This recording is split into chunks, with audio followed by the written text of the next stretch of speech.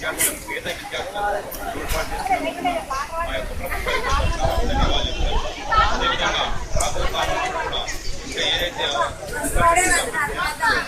Latest టెక్నాలజీగా instruments వస్తున్నాయి ఆ కొత్త ఇన్స్ట్రుమెంట్స్ కూడా సాధ్యమైనంత వరకు డిజిటల్ జమానా సాధించి ఈ పేద విద్యార్థులకు చాలా తెలియజేస్తున్నాం.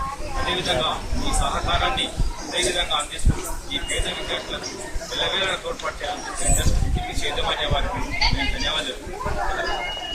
తెలంగాణ మొత్తంలో కూడా ఈరోజు పండుగలు జరుపుకుంటున్నారు. దానిలో భాగంగానే మా విద్యార్థులు కూడా బతుకమ్మ పండుగ ఆడడం జరిగినది.